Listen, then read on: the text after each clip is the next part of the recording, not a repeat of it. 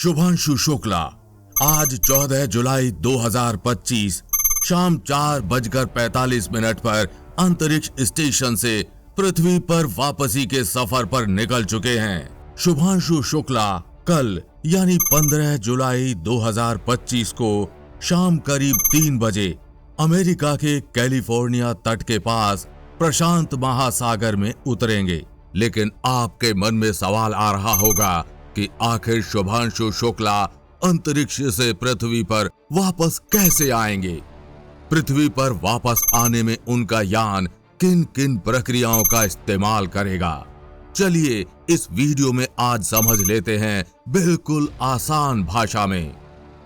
अंतरिक्ष से पृथ्वी पर वापसी की प्रक्रिया शुरू होते ही सबसे पहले आज करीब दोपहर 2 बजे शुभांशु शुक्ला सहित चारों अंतरिक्ष यात्री अंतरराष्ट्रीय अंतरिक्ष स्टेशन का गेट खोलकर ड्रैगन स्पेसक्राफ्ट के अंदर आ गए और ड्रैगन स्पेसक्राफ्ट का गेट अंदर से बंद कर लिया। गेट बंद करने के बाद लगभग 2.5 घंटे तक इंतजार हुआ। सभी चीजों को चेक किया गया और जैसे ही नासा कमांड सेंटर से आदेश आया, शाम 4:45 पर अनडॉकिंग हुई, यानी कि अंतरराष्ट्रीय अंतरिक्ष स्टेशन से ड्रैगन स्पेसक्राफ्ट अलग हुआ।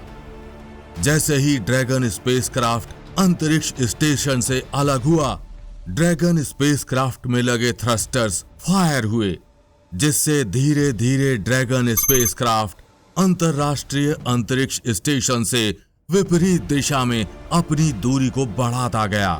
अभी तक ड्रैगन स्पेसक्राफ्ट 400 किलोमीटर ऊंचाई पर ही पृथ्वी के गोल गोल चक्कर लगा रहा है। जैसे ही ड्रैगन स्पेसक्राफ्ट अंतरराष्ट्रीय अंतरिक्ष स्टेशन से एक निश्चित दूरी पर आ जाएगा, ड्रैगन स्पेसक्राफ्ट 90 डिग्री घूमेगा और इसका मुंह पृथ्वी की तरफ हो जाएगा। उसके बाद शुरू होगी अगली प्रक्रिया, जब ड्रैगन स्पेसक्राफ्ट के थ्रस्टर्स फिर से फायर होंगे। थ्रस्टर्स फायर होते ही ड्रैगन स्पेसक्राफ्ट पृथ्वी की कक्षा की तरफ तेजी से बढ़ेगा और कुछ घंटे में ड्रैगन स्पेसक्राफ्ट पृथ्वी की कक्षा में होगा। पृथ्वी की कक्षा में आते ही ड्रैगन स्पेसक्राफ्ट का ऑटोमेटिक मोड ऑन हो जाता है और ये कुछ घंटे तक पृथ्वी के चक्कर लगाएगा। कुछ घंटों के बाद ये उस स्थान के ऊपर आ जाएगा जहां इसको पृथ्वी पर उतरना है। नासा कमांड सेंटर से आदेश मिलते ही शुरू होती है आखिरी घंटे वाली सबसे खतरनाक प्रक्रिया। इस प्रक्रिया के शुरू होते ही सबसे पहले ड्रैगन स्पेसक्राफ्ट का पीछे वाला पार्ट यानी ड्रैगन ट्रंक अलग हो जाएगा। ड्रैगन ट्रंक इसलिए अलग किया जाता है क्योंकि अब पृथ्वी के एटमॉस्फेयर में जाने के लिए हीट शील्ड की आवश्यकता होगी, जो इसके नीचे लगी हुई है। और ड्रैगन ट्रंक पर लगे हुए सोलर पैनल के साथ ही ड्रैगन ट्रंक पर लगी हुई अन्य चीजों की अब कोई आवश्यकता नहीं है, इसलिए इसको अलग कर दिया जाता है। अलग होने के बाद ड्रैगन ट्रंक तेजी से पृथ्वी की ओर बढ़ेगा और पृथ्वी के एटमॉस्फेयर में आकर जलकर राख हो जाएगा। ड्रैगन ट्रंक अलग होते ही शुरू होगी अगली प्रक्रिया। ड्रैगन स्पेसक्राफ्ट के थ्रस्टर वापस से फायर होंगे और लगातार 17 मिनट तक फायर होते रहेंगे, जिसकी वजह से ड्रैगन स्पेसक्राफ्ट तेजी से पृथ्वी की ओर बढ़ेगा। 17 मिनट के बाद वापस से ड्रैगन स्पेसक्राफ्ट 180 डिग्री घूमेगा और ड्रैगन स्पेसक्राफ्ट का आगे वाला मुंह बंद हो जाएगा। अब ड्रैगन स्पेसक्राफ्ट की हीट शील्ड पृथ्वी की तरफ और ड्रैगन स्पेसक्राफ्ट का मुंह अंतरिक्ष की तरफ हो जाएगा। हीट शील्ड का मुंह पृथ्वी की ओर इसलिए किया जाता है क्योंकि अब पृथ्वी का एटमॉस्फेयर आने वाला है और यहाँ का तापमान 1600 डिग्री से भी अधिक पहुंच जाता है। आपको बता दें कि ड्रैगन स्पेसक्राफ्ट पर नीचे की तरफ से ये एक खास लेप लगाया गया है जो 1600 डिग्री या इससे अधिक तापमान को भी आसानी से सह सकता है। उसे ही यहाँ हीट शील्ड बोला जा रहा है। 180 डिग्री घूमते ही ड्रैगन स्पेसक्राफ्ट तेजी से पृथ्वी के एटमॉस्फेयर की तरफ बढ़ेगा और पृथ्वी के एटमॉस्फेयर में घुसते ही ऐसा लगेगा जैसे ड्रैगन स्पेसक्राफ्ट पर आग लग गई हो। इस वक्त ड्रैगन स्पेसक्राफ्ट एक आग का गोला बन चुका है। इसका तापमान बाहर से 1600 डिग्री से भी अधिक हो जाता है, जिससे हीट शील्ड इसको प्रोटेक्ट यानी बचा रही होती है। ये प्रक्रिया सबसे खतरनाक प्रक्रिया है, क्योंकि इस वक्त सबसे ज्यादा अंतरिक्षयान दुर्घटनाग्रस्त होते हैं। इस प्रक्रिया के पूरा होते ही ड्रैगन स्पेसक्राफ्ट तेजी से पृथ्वी की ओर बढ़ने लगेगा। जैसे ही ड्रैगन स्पेसक्राफ्ट पृथ्वी से 5700 मीटर की ऊंचाई पर आता है, ड्रैगन स्पेसक्राफ्ट के 2 पैराशूट खुलते हैं।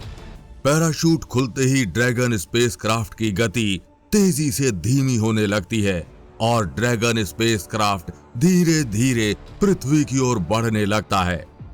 जैसे ही ड्रैगन स्पेसक्राफ्ट 2000 मीटर की ऊंचाई पर आता है, ये 2 पैराशूट अलग हो जाते हैं और ड्रैगन स्पेसक्राफ्ट के 4 पैराशूट खुलते हैं।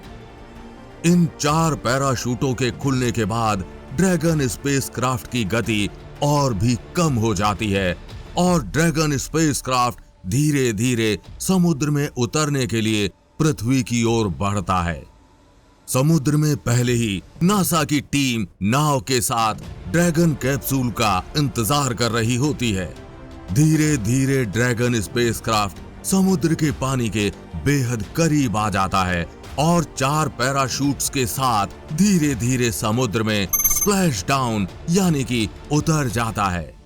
स्प्लैश डाउन यानी उतरते ही जो नासा की टीम पहले से मौजूद होती है, वो ड्रैगन कैप्सूल को समुद्र में से उठाकर नासा के शिप पर ले आती है, जहां पर ड्रैगन स्पेसक्राफ्ट का गेट खोला जाता है और इस प्रकार अंतरिक्ष यात्री पृथ्वी पर वापस लौट आते हैं।